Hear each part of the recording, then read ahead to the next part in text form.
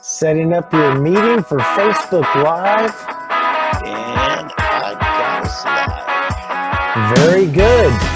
So here we are, done redirecting to Facebook, and we are now Facebook Live on Sooner Politics with David Van, and I am your fantastic host, Tom McCay. We also have a special guest, Kevin Batts. Did I say that right, Batts? Is that correct? Yes, you did. Very good. Kevin, the first time we've met, nice to meet you over Facebook Zoom. I'm Tommy McCay. I'm your fine host. I'll be guiding us. I'm the grout between the bricks. You guys will brew the real substance, and I'll just wing it. All right. Awesome. So, yeah, appreciate you being here. Yeah, definitely. I'm glad to be here. So we're going to kind of cover some of the election results as they come in. Van, you want to set anything up before we get rolling here? I tell you what, it's virtual watch party, COVID safety friendly. I got my pretzels. I got my iced tea. Guys, I'm sorry I'm not sharing. You're not getting my germs either. And we do it this way because some people double dip, and we don't believe in double dipping. Yeah, we just don't double dip. But anyway, I've just been going through some of the early returns. That's, the absentee balloting and stuff. And listen, it is huge. We are set to have probably close to 1 million votes recorded again. Oh, wow. Yeah. And I'm telling you, it is huge. Now, there's already about 185, about 100,000, 13% in, it's that big. And we've got changes happening. Should we go with the 802 right now, guys? Yeah, let's go ahead and look at it, because I've already seen some people claiming that it's a done deal. But Van, check your mics. Make sure you don't have two microphones going. I heard a little echo maybe. I did too.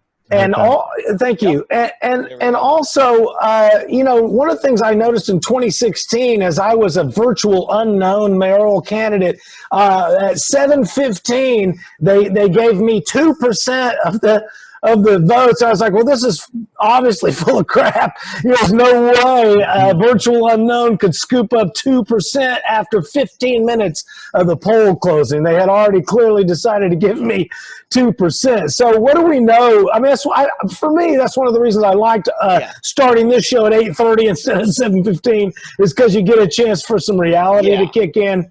You do, So what do we know so far, Van? Let's go ahead and go with the 802 question. Okay. I'm sharing it here now. Look at this. By about a 2-to-1, it is passing. And look at that, 171,000 votes in, which is about 13%, or you times that times 8. We're talking over 1 million votes. Now, I don't know how many of those are legal votes, how many are dead votes, how many are votes. You stole my joke. Oh, man.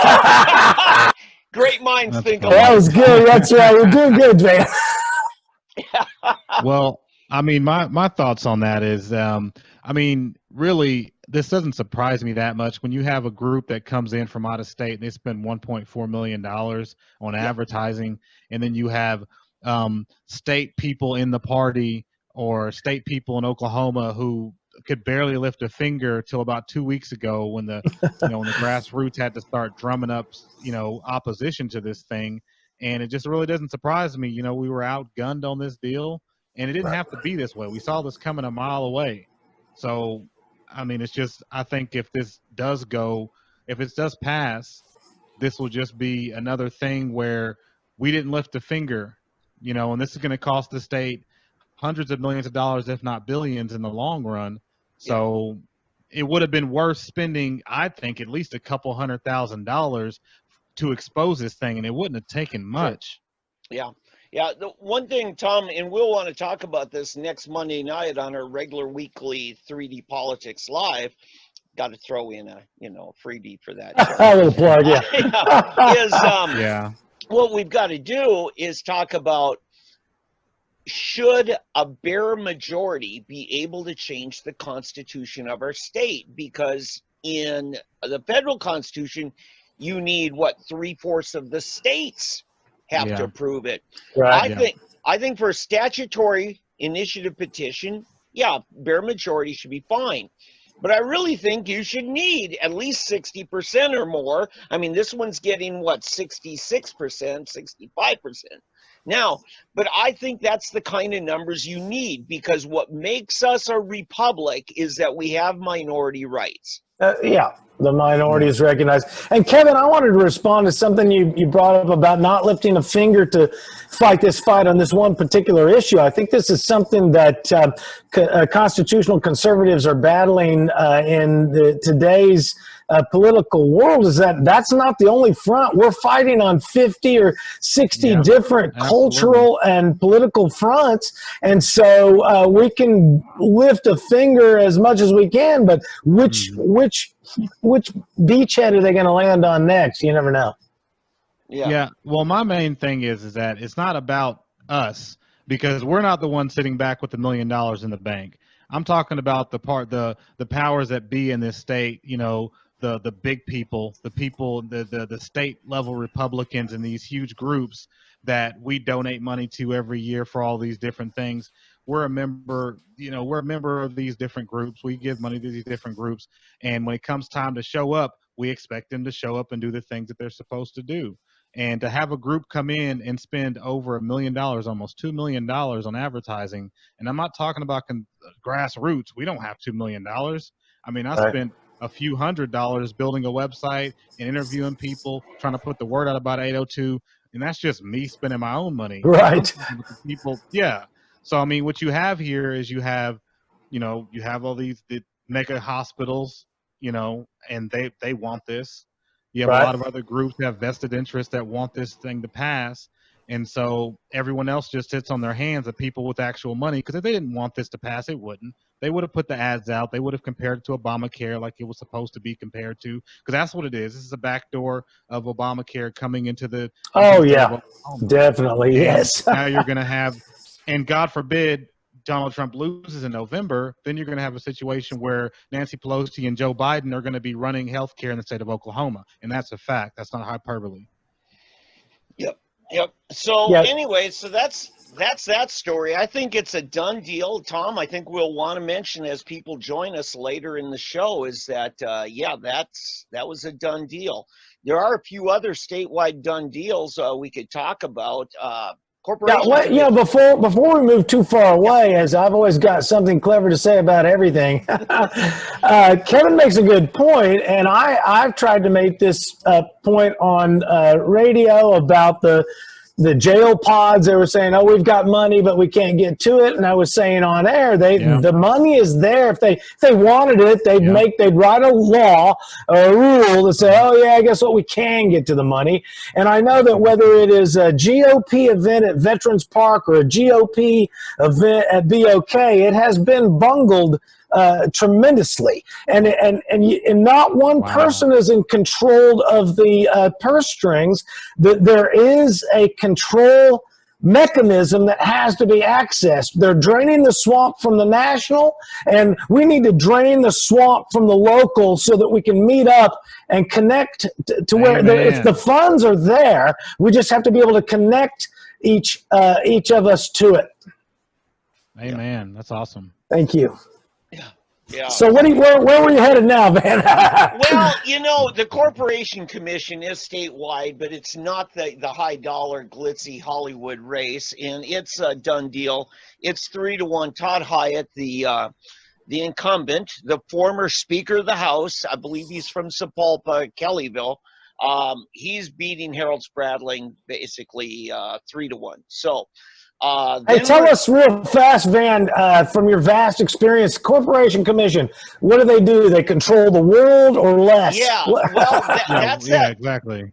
That's that fascism that we have in our state that we talked about last night on our 3D Politics show, was that we set up a monopoly for these industries, for the utilities. And then we said, but the government's going to keep that monopoly utility from screwing over the citizens. And so it's government picking the winners and losers, giving them exclusive territories. And they said, but we're going to clamp down on you. And by the way, I'm up for re-election. Can you give me donations? Right. That's the problem with it. It isn't just them. They were the ones in charge of addressing our earthquake problem with the injection wells. So how many corporation commissioners are there? There are 3. We've got, and I tell you, Bob Anthony was just elected to a 6th term 2 years ago. He was the first Republican ever to make it on the Corporation Commission back in 1988.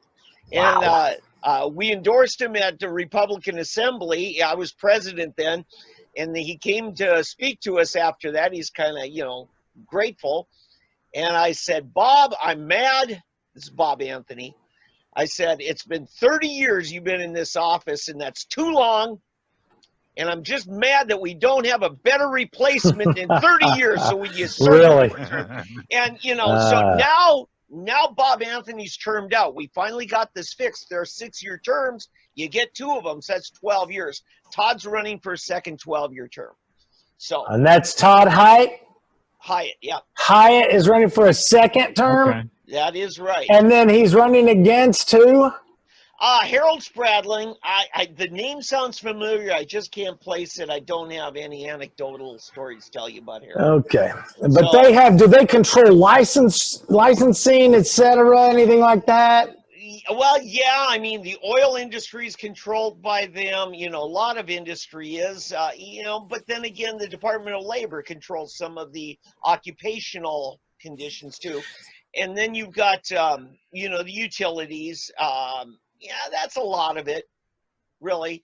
Bell Telephone will ask for, a rate increase, and then they might give it to them, but they might say no, and then they might order them to give it back. Okay. That makes sense. Exactly. All right. What else? What's that, Kevin?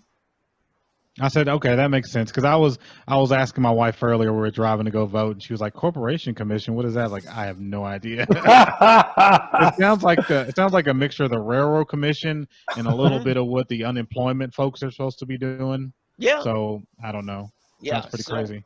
So we've got that. Now, the next thing we're talking about is the big one. The 85-year-old Jim Inhofe, do we trust him for another term at his age? Look at this. He is beating everybody 3-1 combined. So now the JJ Stitt threw a lot of money into that race, and he's at 14%. Right. And then the other 2, Neil Mavis, John Tompkins. I've heard those names before. I just don't, place them. Sometimes. Mavis. Yeah, sometimes. Yeah.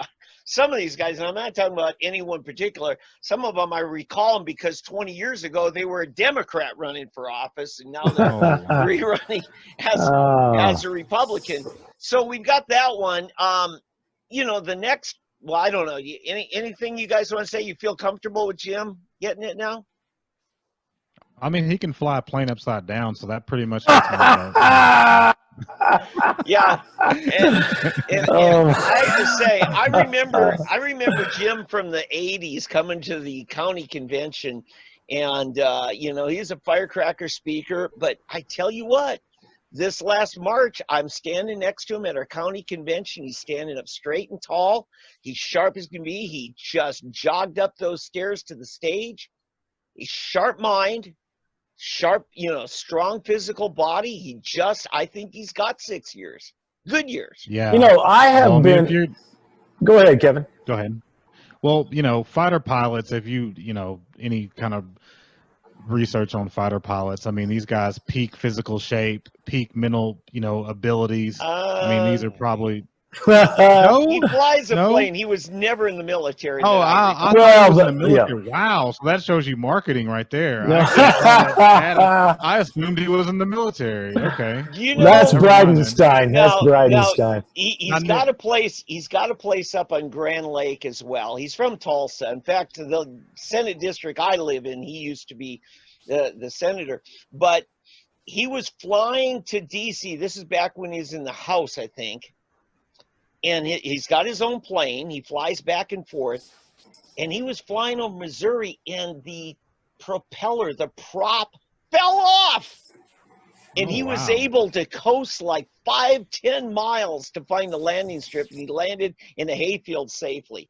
So Jim's had some experiences as a pilot. Had some bad ones too. He got in trouble because over there in Grand Lake, they had an airport runway that was shut down for construction. He landed anyway and almost hit some construction workers. So he's gotten himself into trouble too. That's trouble. Yeah. You know, I was always torn kind of on the term limits versus I feel like the election is term limits. You know, I mean, if we got a good guy in and he wants to stay there, then we leave him. And sometimes, you know, and again, I'm kind of torn. He's how long can you be there, you know, and still be giving us fresh service at the same time? Sometimes simply being able to maintain your position and stand your ground is as good as a fresh blood, you know. Yeah. So he pretty well has a pretty stable footing, and sometimes that's as good as anything. All right, we've got some drama in the congressional races. I've got Awesome. 3 of them. I'd like to bring those up to you right now because I wish next time I'll have like sound effect music to really build it for us. That's right. All right. So District 2, Mark Wayne Mullen is running away with it. Joseph Silk put some money into it. He had a lot of grassroots backing and just didn't get anywhere. Rhonda Hopkins, I have to call her a perennial candidate. She's run for the House a few times that I recall and stuff. So, you know, she got 7%. Joseph, for all the statewide grassroots machine, couldn't get much more than that. So that race is done. And let's see. Let's look at District 4. Oh, and by the way, on Mullins, you know, when you fly back and forth from Washington with the president, it's kind of nice, you know, good photo op there for him. And definitely. You're not going to give it to his beard? Yeah. But Tom Cole, this is almost a mirror image. Tom Cole's running away with it, 3-1 over his competitors combined. Now, James Taylor, I actually helped James form his first run over there, and but you know, he's got 15%. He probably didn't have any money in the race. He's a good guy, but you know, it's a big district, and this may be Tom's last run. Tom's getting on in age. I don't know how much longer. Fact is, I think our next congressman from there is likely to be John Eccles. How is Tom Cole's Freedom Index number? I mean, I was never quite. You know, not great. Yeah, it's what I thought. Now, you got to understand, Tom was instrumental in the Republican Revolution in Oklahoma. In 1994, we just cleaned house. We got a Republican governor, a lieutenant governor. We swept just about every congressional seat. I think there was one Democrat that we didn't defeat. But anyway, so after that, I'm working on presidential campaign for Phil Gramm, and we're at the state convention, and we put together a VIP, you know, meet and greet thing. And Phil Gramm, he's a U.S. Senator, Inhofe supported him, you know. He's showing how his campaign's going, and I'm standing at the back, and this guy says, oh, this guy knows what he's doing. He's putting together a good campaign. You know, and I'm talking back and forth, and I said, oh, I'm David Vann, you know, and he saw him, Tom Cole. And I said, Tom, what do you do? Are you in politics? And he says, well, yes, I'm now the Secretary of State for Oklahoma. Oh, well. He was a campaign coordinator, campaign consultant, and Frank Keating was one of his clients. Tom, Cole Snodgrass and Hargrove, I think, was the first Republican campaign consulting firm. And Tom started, he left it now, you know, but that's Tom's background. He is a very astute political organizer. So yeah, which doesn't, I mean, that may be great, but it doesn't make great policy. It makes for great campaign. You're right. Yeah. You're right. Now, if you want someone who can negotiate a deal, who's willing to give things up to get something, Tom's good, because when the impeachment thing started in last winter, they had to establish rules, and Tom fought like crazy, but he was head of that in D.C., Van, are we done with that pick? Yes, I'm sorry. That's fine. I need. Well, yeah. Fine. Well, actually, we're going to the next one here. I didn't mean to stay. That's so right. long. Just telling you. I'm gonna sit on myself and hold back on some of these little stories. So, let's look at this District 5. Look at that. What do we see? What do we see? Well, no, we got Stephanie Bice with 30, Terry Nice with Nice with 31. David Hill, who I thought would do better, is in third, trailing by only about half the votes of those other two. So it looks like a Bice and Nice runoff coming up. Oh, look at there, Janet Barisi, huh? Yeah, 10%. Well, how about her? If once in politics, always in politics. Yeah, their bar graph here is not working for nothing. They got people at 2% showing the same bar graph. Yeah. And but here's the thing: this is just this isn't showing any elections other than the absentee balloting. So They're still counting, but yeah, there's a lot of people. There's a lot of people in that race right there. There are. Yep, a whole lot. So I'm refreshing that now. We'll take a look at that once we see what they've got. Once we got it, yeah. If there's anything different, I'll let you know. Say, if you're just watching, it's Tommy McCay with guest hosting capabilities right now on Sooner Politics. We're live on Facebook.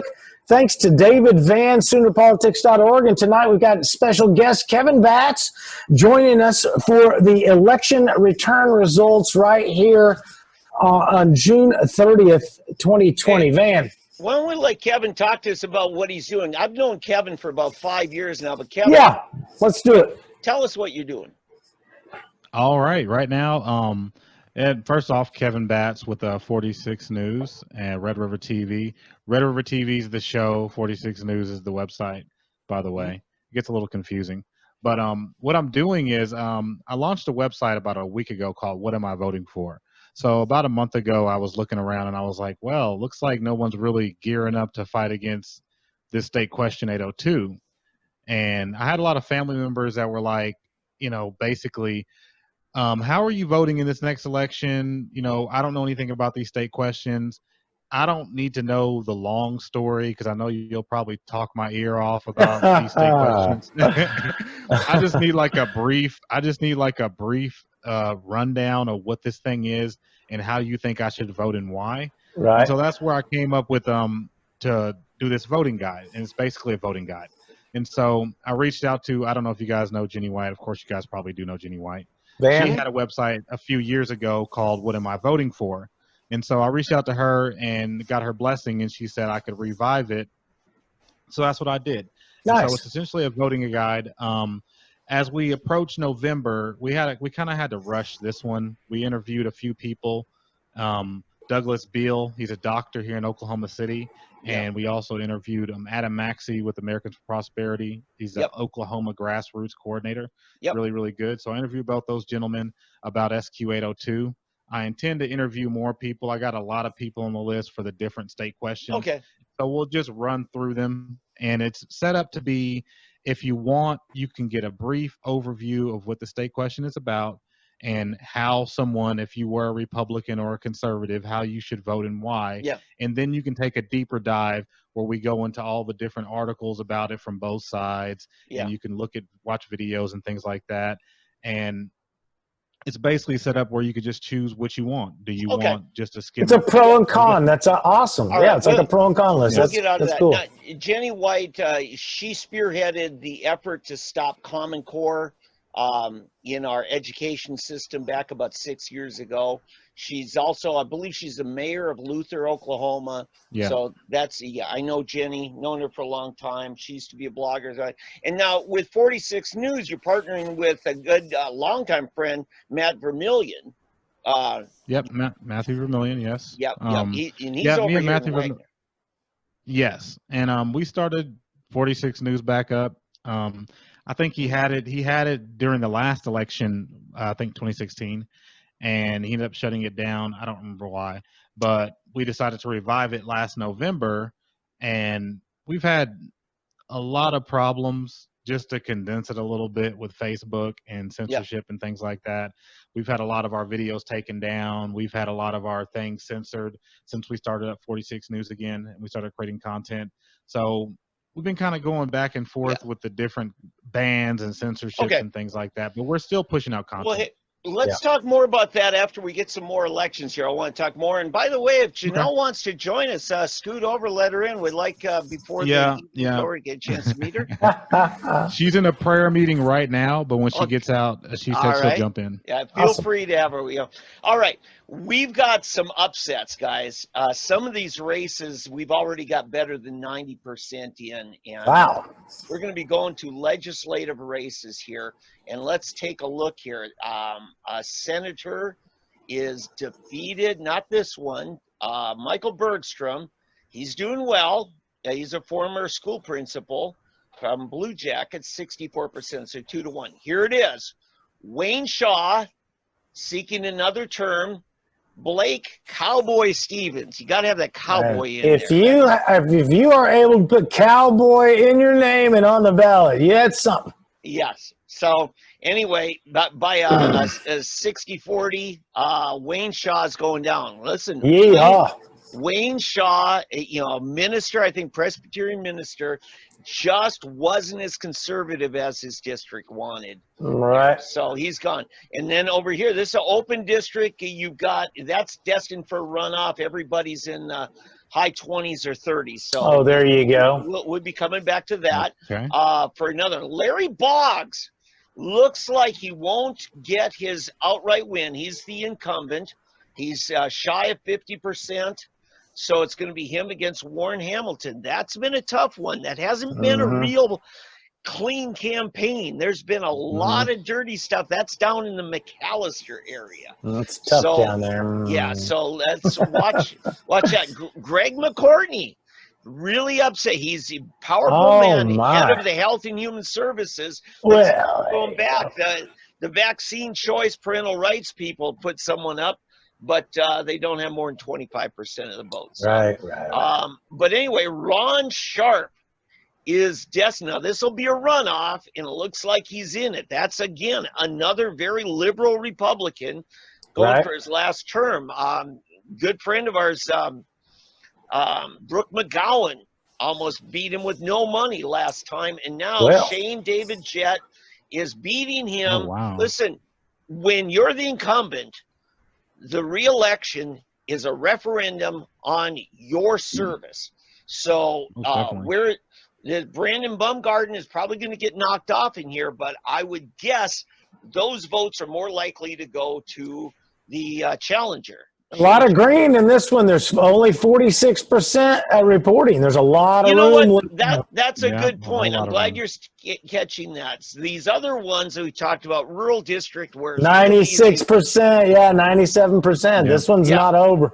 Okay, so here we go in District 19. Roland Peterson looks like he's doing fine because they're at 91%. So I think he's back in. Been a pretty solid guy by most people. This one is interesting. Kaiden Creekpalm, he is financed and funded by some people. Let's say names like George Kaiser. This is a guy. I wish he had Cowboy in the middle of his name. That would have won hard. I'm telling you though, I don't think you will. Kaiden Cowboy Creekpalm. That would. I'd vote for that. You remember the lawsuit to go into the Supreme Court to stop the Trump rally?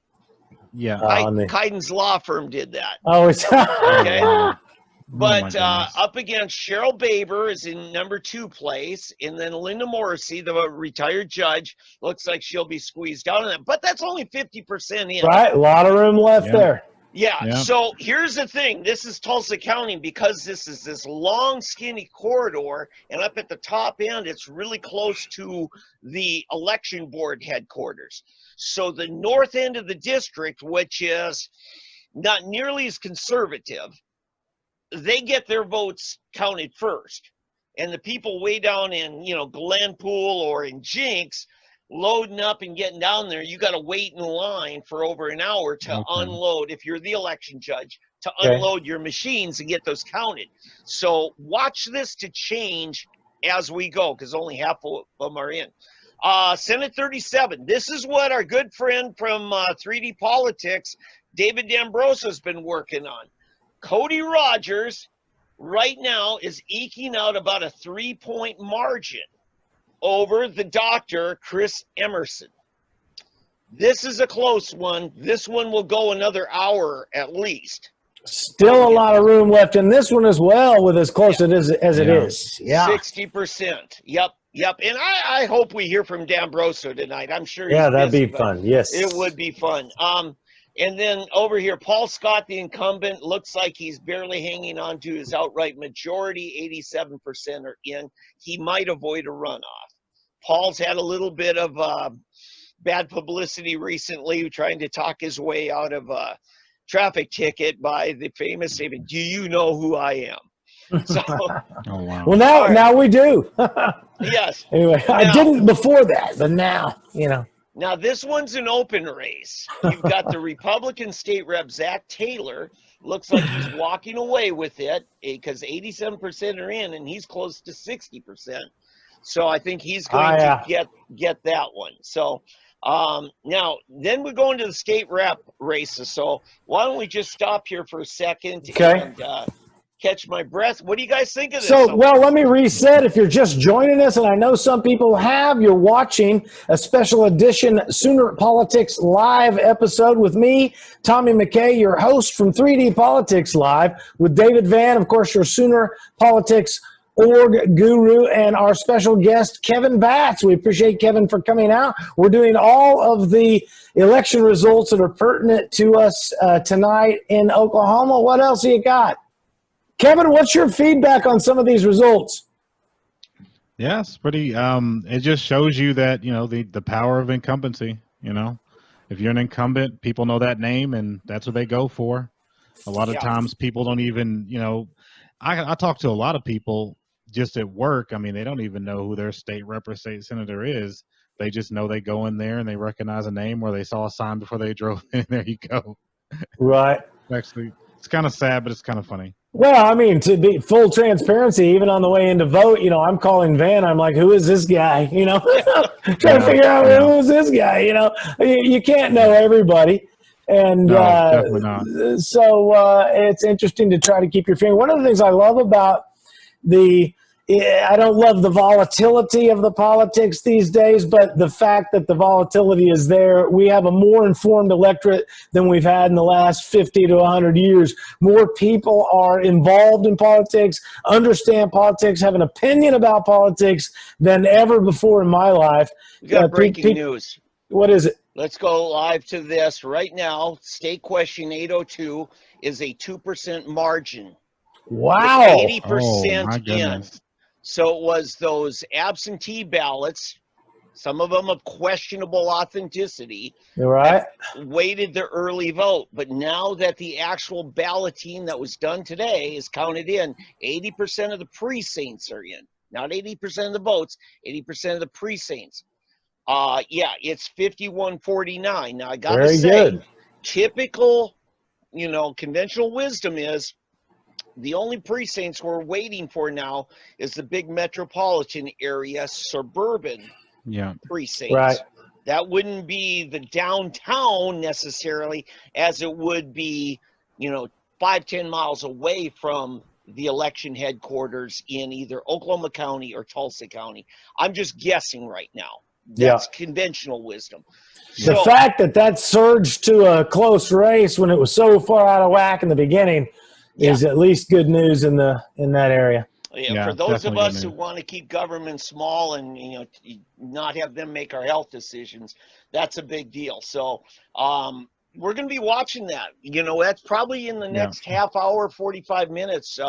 We'll have a better idea because once we get past 96, 97%. Yeah, I was somewhat entertained as I scroll through, they call me a troll, but I say Dr. Science troll to you.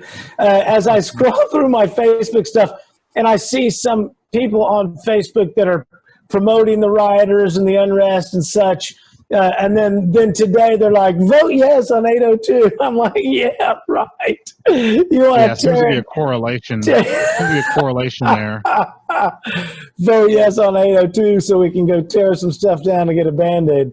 Exactly. So Kevin, what am I voting for? I watched your video on 802 today because that was really the one you hurried up and got that out first, right? Yes, it is. We had 2 interviews, like I said, one with Matt Maxey and the one with Adam Maxey. I don't know why I keep calling him Matt Maxey. Adam Maxey and Matt Max, just Dr. Cowboy. Max. How about Mad Cowboy Maxey? I've always put, from now on, Cowboy is what I go with. That's what. Yeah, you'll win the election with that name. Sure. Yeah, and the one we had with the interview we had with Dr. Bill was probably the one I'd recommend people go watch because he had a really good inside perspective, being a doctor, on how Medicaid actually works right now and the kind of patients he sees, and how he's really concerned about how this expansion is going to push out a lot of the more needy folks because there's only so many doctors who take Medicaid because of the reimbursement rates. So you're going to see a lot of really needy folks get pushed out because of a lot of healthy folks. And he also told me that a lot of people that are going to be in this expansion are going to be people that currently have health insurance right now. Yeah. So we're going to be going into the marketplace and displacing the free market in order to give people something that they think is free, but really it's not free because it's going to end up costing support. But I gotta say now, the comment about how do you change the constitution of your state with a mere 51% of the people supporting your idea? That's problematic. I'm telling you, our legislators who are watching, we are waiting for you guys to pass a joint resolution to put on the ballot next time that if you're going to change the Constitution, you got to have a supermajority, at least 60%. Yeah. Well, I will say that I'll say this. I mean, to do something like this, it's gone up before the legislature multiple times and failed. So that tells me that people that are elected that are held accountable by the voters said no. So that means the voters must not want this.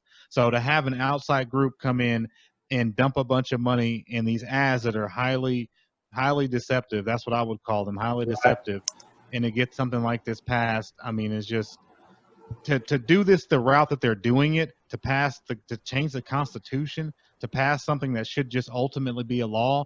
It's akin to if you wanted to buy a car, you taking out a second mortgage on your house to buy a car. It's just illogical. There's no way that you would sit here and pass this thing that should be a bill, lock, stock, and barrel, and put it into your Constitution to where now you can't change anything. That's what we talked about last night on the 3D Politics show. This should, if it's so important now, pass it as a bill, leave it as a bill, and then if it's pertinent later, you leave it. If it's not, you can get rid of it. Stick it into the Constitution and live it with it forever. No, Kevin. You got to say, taking out a mortgage on your house for Black Friday spending money. Exactly. Oh, boy. It's pretty absurd. Absurd.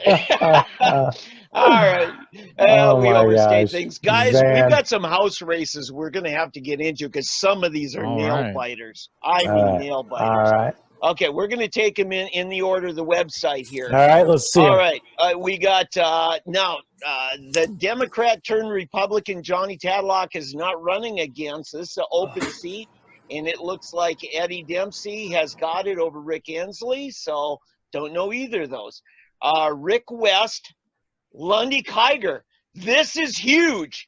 Lundy Kiger was one of those that came in when they were trying to get rid of the Platform Caucus. Rick West was a member of the Platform Caucus. He has now come back to defeat Lundy Kiger, and we have a Platform Caucus alumni coming back to the legislature. And again, this is about a 7% spread, actually close to 8% spread. So there's that one. Now we've got Daryl Fincher is losing to now that's about 80% in, but so far losing by nearly 10% to Wendy Stearman. Fincher was seen as not a very conservative person from the Bartlesville area. Here's a big one. Justin Dine is what, 3.5% behind Kevin McDougal, and with 2/3 just 2/3. Oh man, this is a Now race. there's only 18 precincts. 6 precincts are waiting. Now I tell you, those precincts are probably the precincts that were the stronghold for McDougal last time when he won by 5 votes on election night. Just 5 wow, votes. he won by 5 votes. By Wow. 5 votes, yes, to a non-candidate or a guy who had dropped out of the race. So yeah. Well, I can tell you this much, just to add a little bit to that. I interviewed Justin Dine. This guy is not the kind of candidate that's in the background. This guy is solid, and he's very well spoken, and he's definitely energetic. He's a go-getter. He's out to win. Okay, Cool. let's look at this one. George Fott.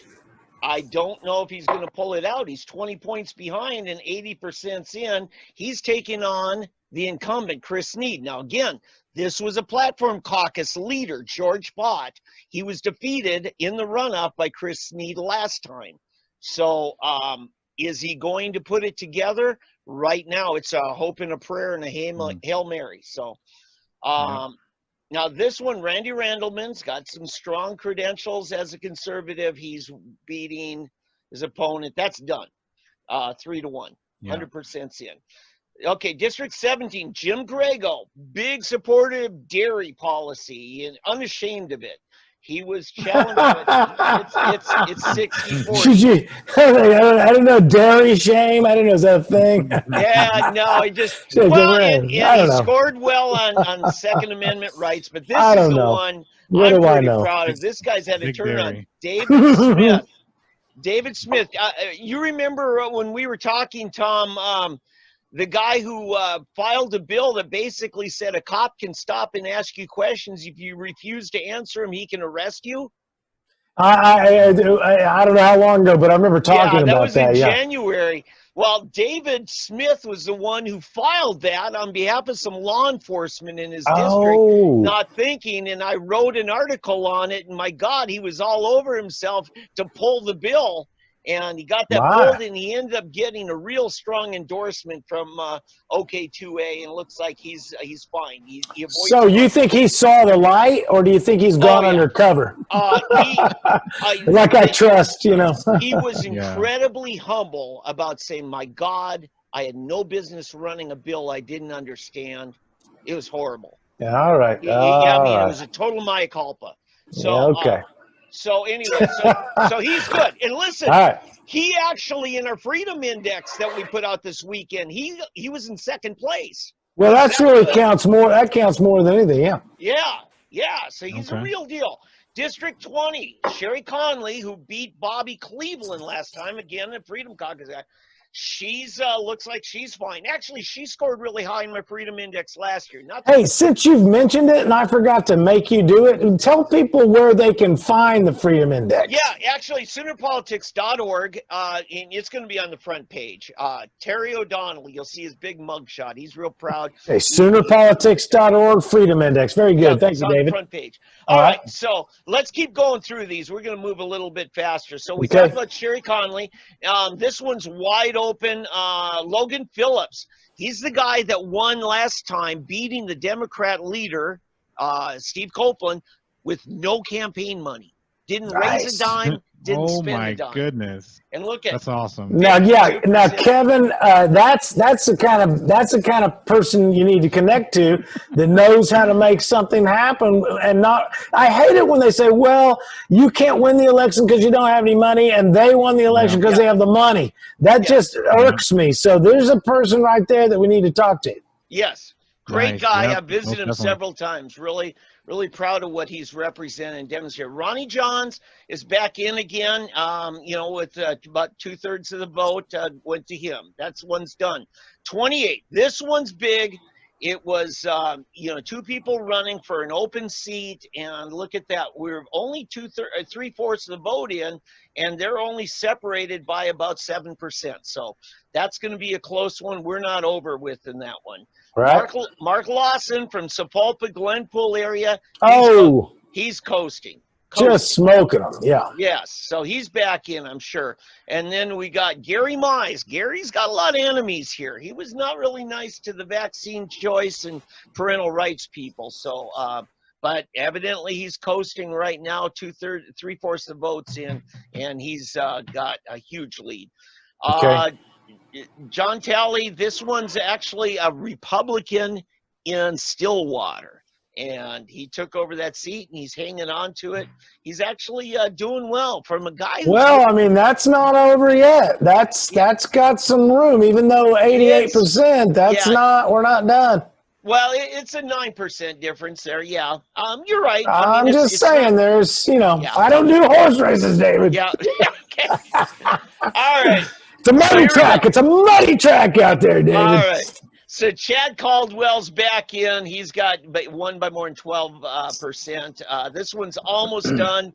Cynthia Rowe. Cynthia's not really good on health, privacy rights, and she's still winning that one. It's about done. I don't know that can be gotten. This is an open seat. I believe so. Such a Simcoe pessimist. Kendricks in 52. That one's pretty much done. Okay, this one's about done too. We got Randy Talley and Dick Lowe. I think this is an open district. I don't know much about them. 59, here we go. Adam McMasters is being defeated by Mike Jabrinsky. This was an open seat as well. This is actually over by Woodward. Huge district. Mike Sanders terming out, so that's where that one goes. All right. District 61, Kenny Bob Tapp, who actually kicked off his campaign on our show. Yeah. It looks like he's lost. 97. Yeah, it's done. But you know what? It's a good race for a guy that didn't really have any money, but he had good friends. He really put on a pure message campaign. Yes. He wasn't. There was no sales pitch. He was like, "Here's a thing. If you like it, here it is." And this House district is about 6 counties large. It's huge. It's the entire Panhandle, and then a whole bunch of other. And it's rural, and it's cattle, and they pray for rain when we don't have any. We don't. When you're urban, you're like, it rains, and they need rain, and he worries about it. Yep, property rights is a big deal there. Huge, and abortion too. All right, this is down in the Lawton area. Daniel Pay is coasting to victory. He's the incumbent. And then here we go. We're getting in the Tulsa area now. This is going to be exciting. Now, J.D. Nolan is cruised. I think this is a foregone deal. It's only 56% in, but she's got 68% of the vote. Now, here was what I was talking about. This is Tulsa County. Notice only half the precincts in the Sand Springs area are counted. Right. So you're looking for, remember we were talking on the state question, where are the districts that haven't reported yet? So each precinct is not weighted equally. Different precincts have different weight. Well, that's true. Yeah, it's true. But again, this confirms my thought that the last votes to come in are the major metropolitan counties, but the precincts that are farthest from the downtown headquarters. So Sand Springs that makes sense. Fits that. Yeah. So that confirms that. And again, 69, right south of there, this is Angela Strom. It looks like she's having a difficulty here. She's not doing much better than a third of the vote against the incumbent Sheila Dills. Now, again, Angela's husband, Chuck Strom, was the organizer of the Platform Caucus. So this is the attempt to come get some seats back. In fact, I was talking to the two of them, and I told Chuck, I said, Angela's the one that ought to run. And sure enough, she took my advice and ran. I just wish the numbers looked better at this point. Yeah. Okay, here we go. This is Taylor Here Woodruff. we go. Oh, he got trounced. Darn it. But no, wait a minute. That Wait is a minute. 40. Exactly. 40%. Again, this Yeah. starts 100%. This starts up about Utica Square area of Tulsa and stretches all the way down past Hall and Hall. Now, when Carol Bush won this one, she was leading by a huge amount, but the further you get from downtown, the more conservative it gets. So I'm saying watch this. Just watch this. Now, And Taylor Woodrum's voting base probably works, so they probably takes them a while to go vote. Yeah. So Most this definitely. is the deal. That will tighten up. I just don't know that it's going to tighten up nearly enough, but only 40%. And again, this tells you South Tulsa is still waiting in line to drop off their ballots. Right. The judges in those South Tulsa ones. Right. So there you go. Okay, District 71. This is my district. Mike Masters he's going to have to go to runoff against Beverly Atterbury. Mike Masters is a school teacher. But David Matthew Hullum, I'm telling you, that guy ran as a Democrat recently. He's a young guy. I don't consider him a serious candidate, but well, when he switches the Matthew for cowboy, so look, I'm gonna flog that one all night long. Yeah, just that's right. I'll ride that one. All right, more of the Tulsa area. Mark Van Kuren, this is up in Owasso. Looks like he's going to do fine against Brad Pixotto. Brad's a good guy. Yeah. Brad actually is dispensary owner. He's in the medical marijuana field. Okay. Okay. So 79. This one is going to runoff. This is the Woodland Hills Mall area. Notice 52% of the precincts in. Okay. So South Tulsa has not reported yet. All right. Northwest Tulsa, largely. So when we go back. Let me reset for anybody who's just joining us. You're watching a special episode of Sooner Politics. We are live on Facebook. We've got Kevin Batts with us as a special guest. And, of course, David Vann, as usual, from SoonerPolitics.org. I'm Tommy McCay, your special guest host from over there at 3D Politics. And we are deep in the woods with the numbers, and Vann's going so fast I can barely get my cowboy joke in there. But he's scrolling through, and these numbers. Now, one of the things I want to point out before we get back to the inane numbers, one of the reasons I got to know the gal named Val Demings, and I don't know if you remember her from Florida, but she was one of the House of Representative members that was chiding the president during the impeachment trials. And then I got to know Willie J. Montague out there in Florida, who is running to unseat her in some way. And what I realized at some point watching Val Demings is every seat matters. Every elected official matters. We're scrolling through these names. You've never heard of them. I've never heard of them. And yet every single one of them matters. Every single person that gets elected is critical. Go ahead, Van. 215 precincts left to be counted in the whole state. Okay? Okay. I'm going to take us back to state question 802 because all right, let's see what we got. It is a nail biter, and we are down to a 1% spread. 1%. Nice. Wow. So we've closed the gap some more. And again, of those 215 precincts left, I'm sure 100 of them are in Tulsa area. Okay. So now here's the other thing. Regardless of how this goes, you're probably going to see a recount because the stakes are so high. When you have a recount, you can contest ballots. You can contest the hanging chads. You can contest a number of things. So I'm telling you, this thing could end up in the courts for a long time. That's how 75, in excess of 75,000 absentee yes votes. Mm-hmm. That's pretty good for an absent crowd. I mean, that's, wow. Yeah. Now, I'm telling you, there are a lot of people who did absentee, and I understand why. Well, why don't you explain it to a guy like me that wants to see your face without a mask when you vote? Yeah. That's true. But, look, the most faithful voters in the state, let me turn this off while we talk about it. Thank you. Our most faithful voting demographic in the state is retired people. That's why they get the kind of sweet deals they get. That and the AARP lobbying for them. I got you. And so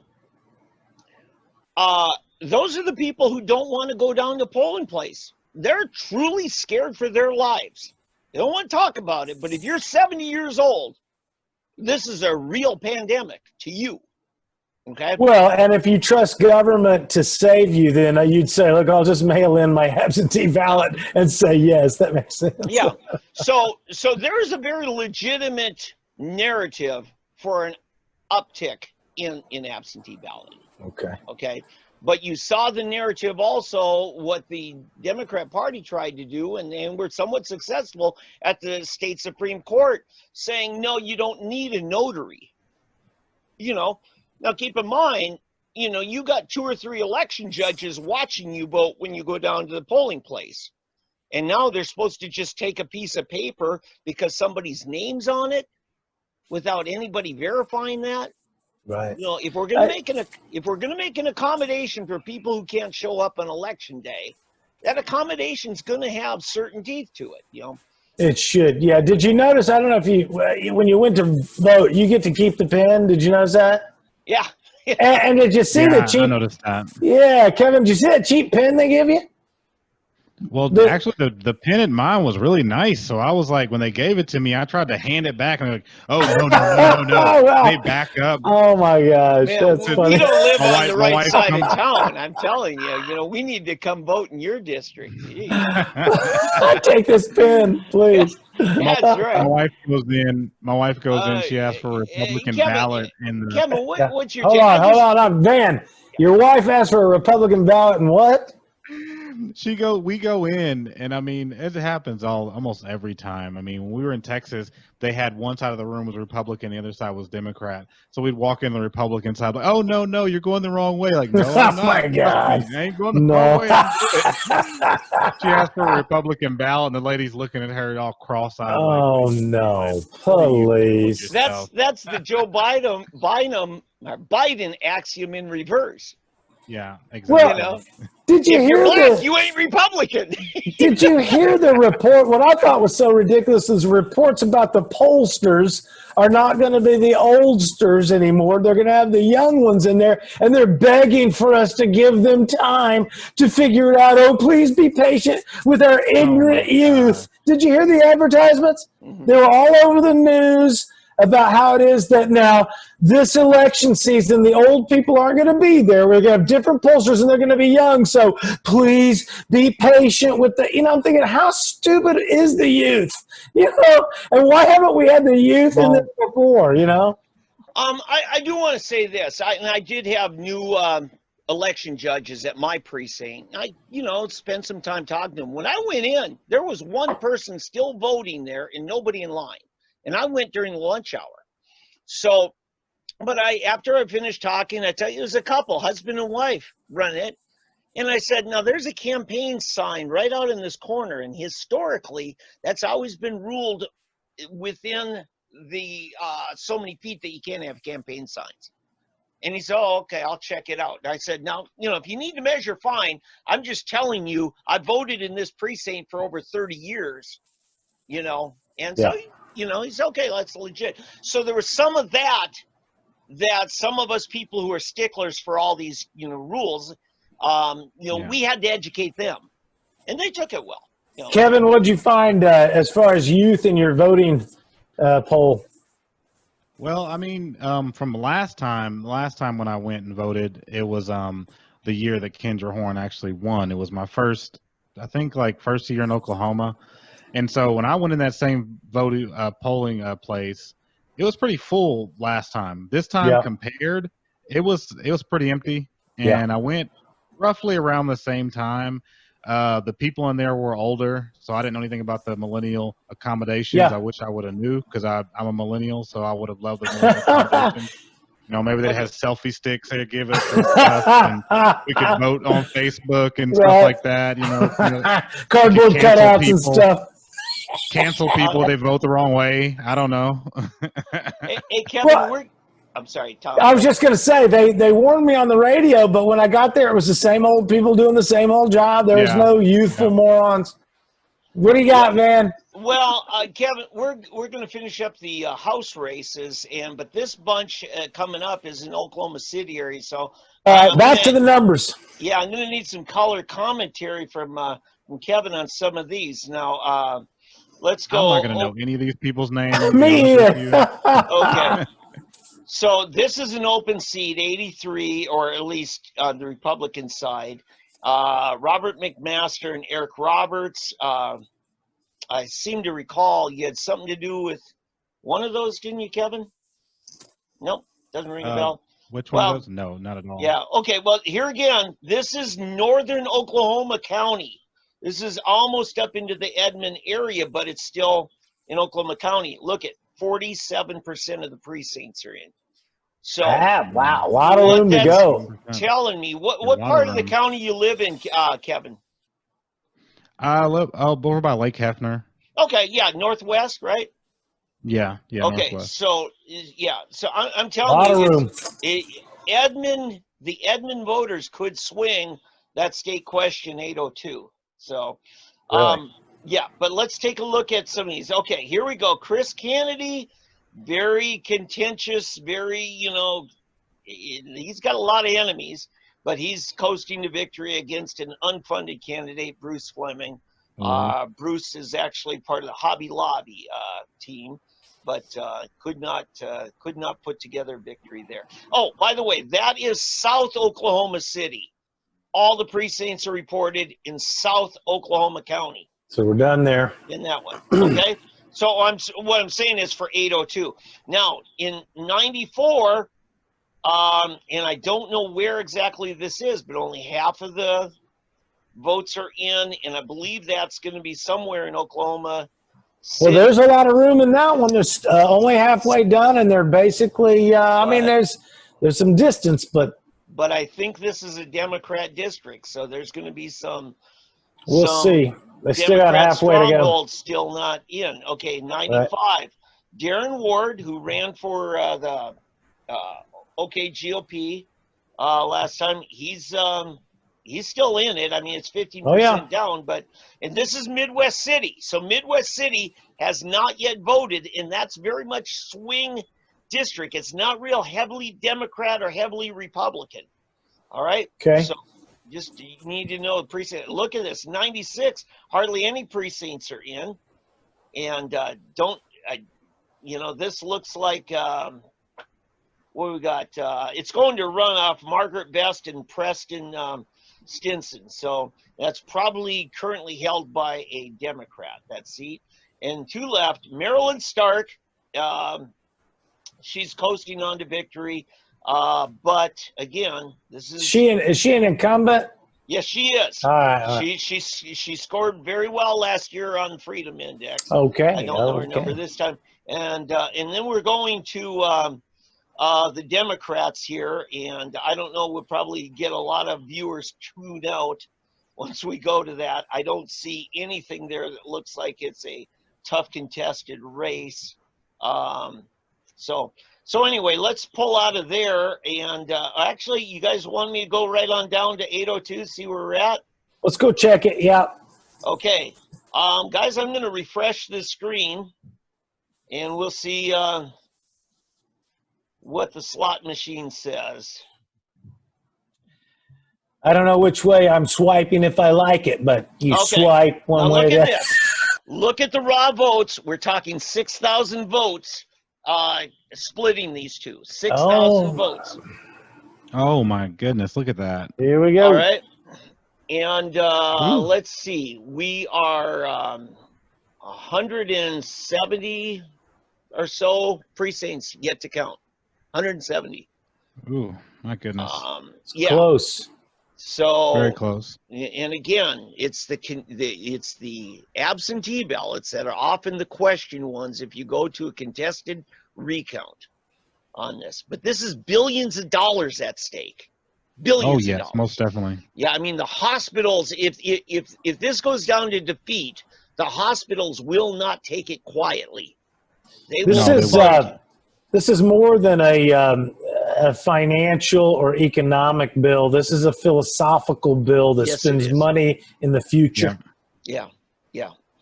So guys, all and right. here it is. It's a 9:36. Let's get out of that picture. I'm tired of looking at it. That's state question 80 Cowboy 2. That's what that is. Yeah. We're here with All night long. All Alfalfa night Tom long. McCay here. You're great host. Cowboy Tommy. There you go. So have Yeah. we got to my state house and state senate district yet? Which one you got? What's the number? Oh, I'm Democrat. I have a Democrat state house and state senate. And I'm Democrat almost all the way. Oh Gotcha. my goodness. Yeah. It's Do you know the numbers? the state house is 85 and the state house is 85 and the state senate's 30. Now 85. That's Cindy Munson, isn't it? Yeah, Munson. Okay. Well, she did not have a challenger. At least, wait a minute. I'm in the wrong place. I'm sorry. Let me go on down here and see that. You know, I talked to Cindy last time I was at the Capitol. You know, there's a lot of things she's doing smart about staying in touch with her district. And she hasn't made a fool of herself at the legislature like a lot of her Democrat colleagues. So, okay, district. Guys, I don't see there's a runoff here for 85. I don't think she drew a Democrat challenger. At least it doesn't show up here. And then what's your Senate district? It is 30. Okay. Yeah, I've gotten a lot of literature from Cindy, and also I've heard people talk positively about her.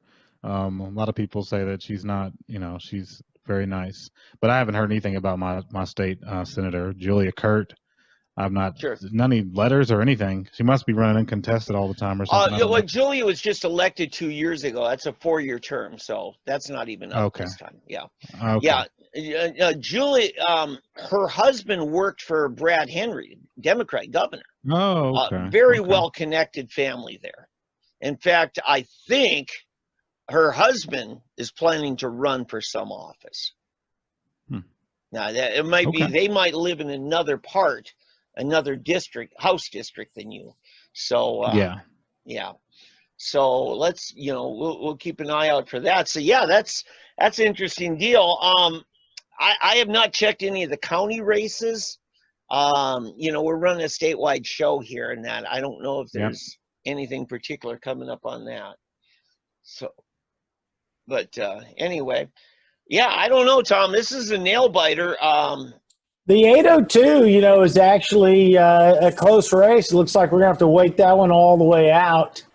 And then are you saying that if it's close enough, they'll have a special runoff election, or? If it's, and they never do that. Now, I've seen them invalidate an election altogether, but that's very rare. And usually it takes a court judge to do that, where the security of the ballots was not established. Gotcha. And then they had to. And that was during a recount. So how close will it have to be for them to do any kind of investigation? I believe it's 1% warrants a recount.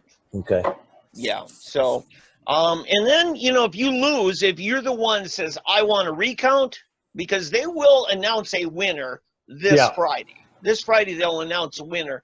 And then you've got a certain amount of time. You got to sue for the recount, and then if you lose, you pay. And you have to pay money to do that recount. You got to come up with some money on that.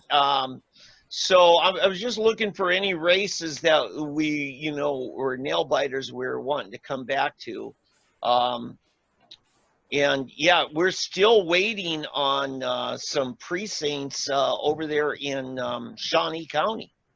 So let me ask Kevin a couple of questions, because you put this site together about 802. What did you learn about the electorate and their attitudes, pro and con, about 802?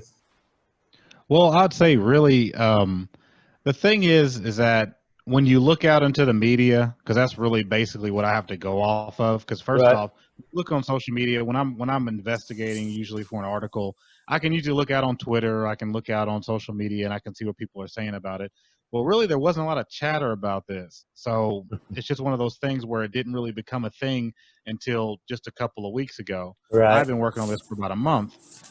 And what I saw, just basically looking at the landscape, I just saw there was a ton of money coming in, and they were going to get the ballot, the signatures they needed because, I mean, they had the money. And I saw that the hospitals were behind them, and they had all the normal groups, all the same people I see that back all these different things every single time. Right. So, other than that, that was pretty much it. And I knew that I would say a couple weeks ago, I was like, okay, we're in some trouble, because for the entire month I was like, okay, where's the pushback? Where's the pushback? Where's the ads going to start? When are people going to start doing ads against this? Because I can't, there were a few other people launching groups and things like that, but I didn't really see any money on TV. Right.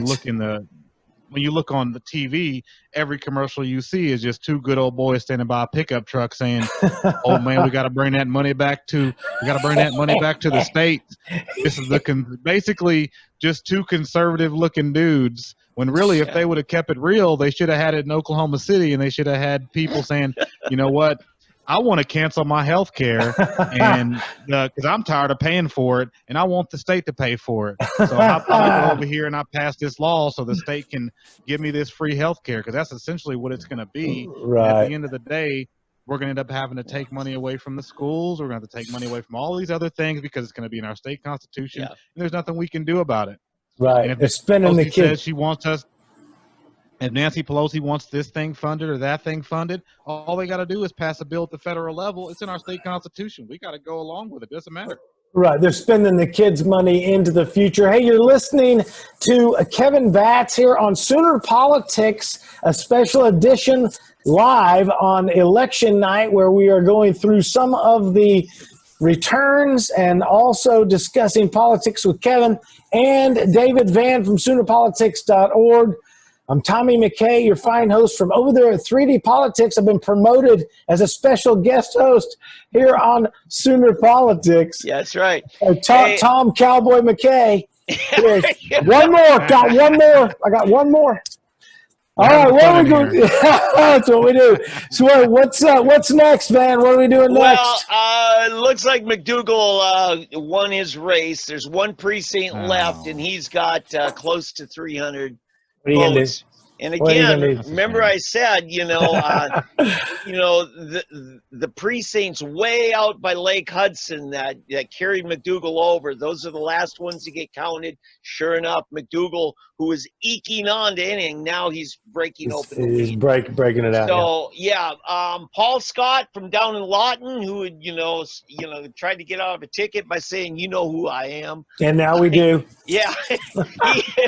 I didn't. And then now, He's going to a runoff. He was 12 votes short of getting an outright majority. Oh, wow. Just 12 votes. Yeah.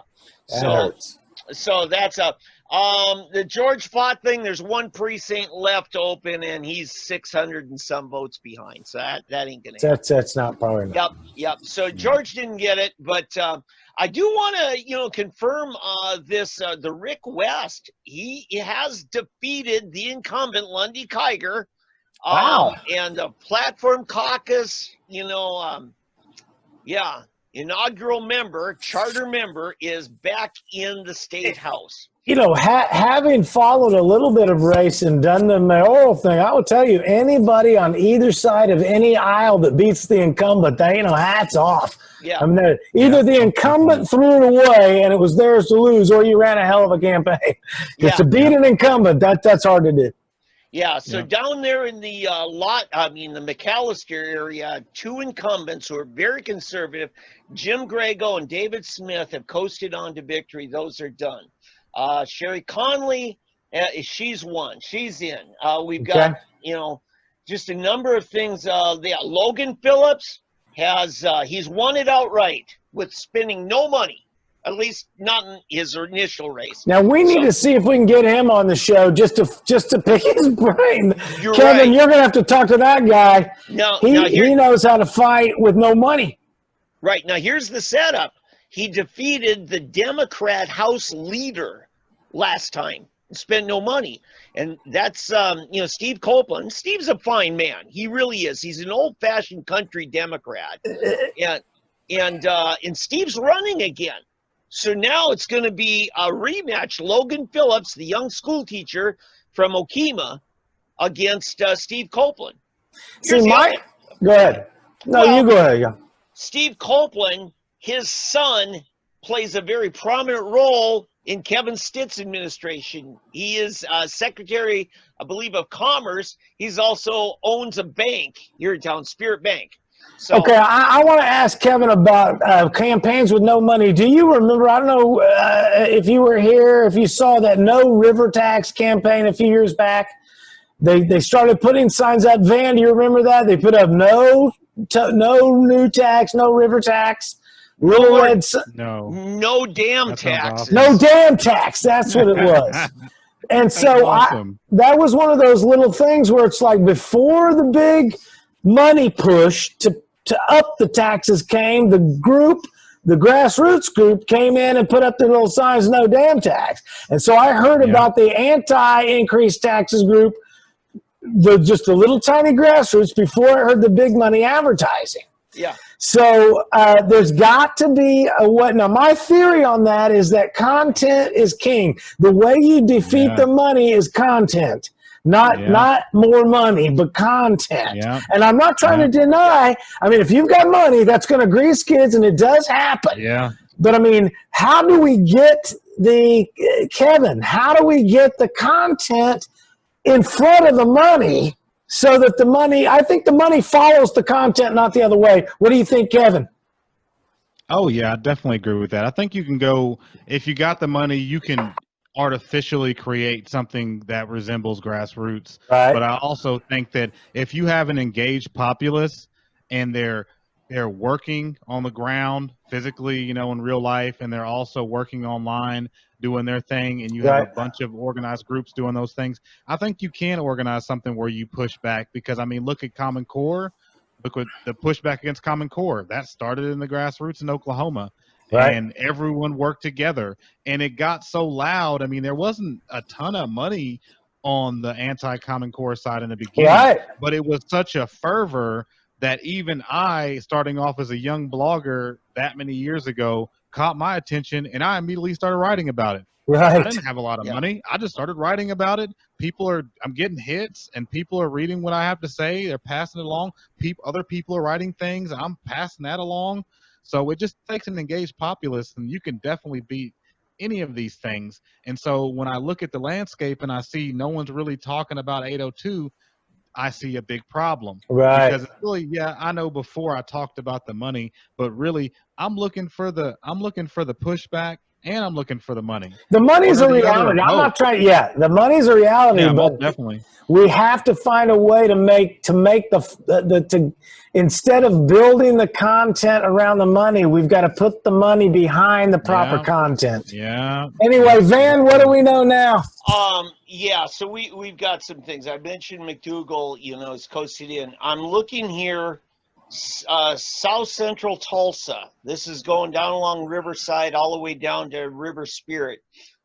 There's still 6 precincts in House District 71 that aren't in, and those are Democrat districts. So I'm telling you, I don't know that 802's been defeated tonight, because there's a lot of liberal districts, not counting them. But anyway, so District 71 to challenge Denise Brewer, the woman who used to have a brain. She's the worst reputation on the floor. I mean, is now horrible. David. David, she's horrible. Be polite. Be polite now, I'm David. being objective. Come on now, that's horrible. That's not polite. That's objective. Well, anyway, so they're going to run off. And yes, by the way, Taylor Woodrum did tighten it up, but there's just 2 precincts left. Okay, but that guy, I call him a kid because I'm an old man. That guy is 21. On it. That guy is on it. He's sharp, and he's headed. He knows what's right. He's heading in the right direction. He's convicted. That's what got him into politics. He became convicted, and he moved in the right direction. I love that guy. Yeah, I hate to watch perennial candidates try one more time and one more time. And I usually say, no, you already did. Taylor's the exception. He needs to run again. Oh, definitely. Yeah, heck, he just got started. Yeah. You could hard to win on the first try. Give me a break. Trump, he did that, but he's when you're 21, in 2 years, he'll probably have his bachelor's degree done and going in whichever direction that's You going. got to have a power base to work from and some money, Yeah. So anyway, those are the things going on there. I'm going to refresh one more time, and let's see where we're at on 802. All right. Hey, once again, I want to thank Kevin Batts for coming out and sharing some time with us here on a special edition of Sooner Politics Live. Amazing. So thanks for coming out, Kevin. So I've enjoyed meeting you and getting your perspective. And you have to join forces with us at 3D Politics and Sooner Politics and get the proper content and the word out in the right direction. All right, guys. Yes, sir. The vote yes on 802 has actually opened a slight margin there. It's 1.4% difference right now. It was 1%. Now it's 1.4. We have just 98 precincts left, and I'm telling you, it's not all the Edmond precincts. Okay. So this thing may, coast in, and it may be a tough road to succeed at a recount. Yeah, at this point, we might hope for a recount. I think once you get inside of that 1%, then you have legitimate credibility in saying, we need to count these. So we got that going on. We've had some winners, we've had some defeats, we've had some incumbents sent home. Wayne Shaw is one of them, going for his third term. I'm telling you, a lot of people have been trying to take him out, and finally somebody did. Now, this Cowboy Stevens, I want you to know, he's a perennial candidate. 2 years ago, he ran for governor. He was on the Republican government. You don't forget Cowboy on a I will never. No, absolutely not. Yeehaw. I mean, no doubt. So, and I tell you though, I mean, the crop of people that are getting into politics these days are not people who are getting into politics for professional reasons because of the prestige. People who care. One side of the coin or the other. They're either, socialist communists and they care, or they're conservative constitutionalists and they care. People are getting into races because they're convicted, not because they think it's going to help them win friends and influence people. Okay, it's looking like in the Congressional District 5 to take on Kendra Horn, Terry Neese has got almost 37%. She's a good 13% higher than second place Stephanie Bice. So you're going to see those two. Now the question's going to be is where all those other candidates' base of support go, because you still have 38% of those people who voted now have to choose another candidate. Right. And and then we'll see another dynamic. There won't be nearly the turnout for a runoff in August, because 802 is not on the ballot in August, So we're going to see, where the faithful voters go. I think, the odds makers have to give at least 80% chance of success to Terry Neese. I think she's got it. She is the establishment Republican base candidate. Yeah.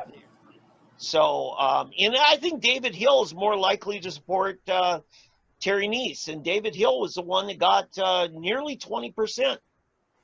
So I think you're looking at a Terry Neese against Kendra Horn. But I'm still, Van, I'm still clinging to my 2% from 2016. I'm not giving it up. So. That's right. That's right. Yeah. I don't care what the percentages are. So there it is. So, I think we beat this. I think we beat this horse dead. I think pretty good.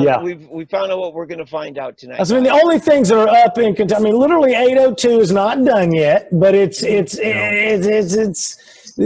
not a magic 8 ball says most unlikely.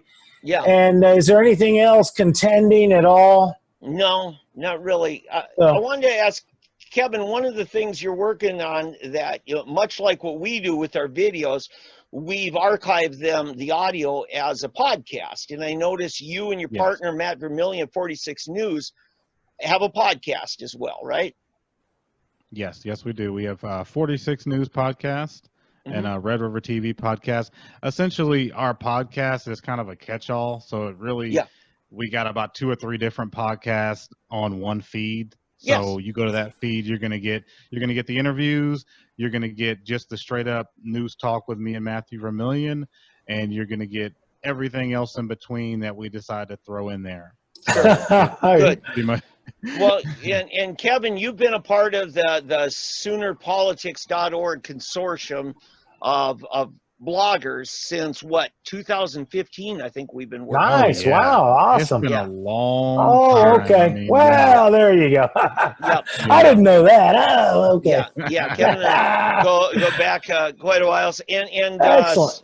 So, but I looked at the podcast, and I think about 80% of that is stuff that's been produced right there in your home between you and a lot of your wife's stuff. I mean, she's an issues-driven person, right? Yeah. She's she's more, she doesn't really get into like state question 802 type stuff. She goes into the culture. So she talks a lot about abortion and the things that are going on in society and how the cultural implications of that, her faith is a big thing. And faith is a big thing for both of us. But what really gets her going basically is cultural type things. Yeah. So she's good at speaking in the things that are going on in America and putting her finger on the different things that are happening in society. So it's really good. So, I mean, if you're looking for something like that, you can go over to Red River TV on Facebook or 46 News on Facebook. We just released a video today. It's called We Did It. You said 46 News on Facebook? Is 46 News on? You are on Facebook. Yeah, we're on Facebook. We talked earlier. It's the website. The website's URL is blacklisted. Okay, so to clarify, Kevin, for our viewers, where can they find more of you? Red River TV on Facebook or 46 News on Facebook. Those 2 pages are mirrored. So whichever one you go to, you'll get the same thing. We just released a video today called We Did It. We finally solved racism because that's what we finally did. We destroyed enough monuments. We banned enough people. It fixed it. We canceled enough products. We finally done it, people. We burned half the country down, and we solved racism. We tipped the balance. Come watch that video, and if you... Now, just as Tom and the rest of the guys 3D Politics are on the front page of Sooner Politics, so's Kevin Batts. Red River TV is always on the front page of Sooner Politics, and now starting today, he has his own feature page in my Sooner Analyst section. Very good. So we've got all that. Thank you. I wanted to be sure to introduce everybody to Kevin, and I wish we'd gotten your wife on tonight so we could introduce her to people, but we'll do that another time. No, Kevin, we'll definitely do that. So I'm going to close out this session like we do on 3D Politics. Any final bets? Any final comments? Anything else before I close us out of here, Van? I think we're good. Kevin, anything else? I think I'm good, man. Thank you. I'm really glad to be here with you guys. We are pleased to have you. And also, anytime you feel the urge, we always go live on Monday nights. If you've got something to say, let us know. We'll work you into the show. But we appreciate everything you do to push the constitutional conservatism out there. Kevin Batts, once again, thank you very much for coming on. And we'll see you next time, either on SoonerPolitics.live. There we go. Make America. There it is. We'll either see you on Sooner Politics Live Special Edition, or we'll catch you again on Monday nights, 3D Politics Live. And I'm Tommy McCay, your fine host. Van, thanks for having us, and special guest Kevin Batts. We'll see you guys next time.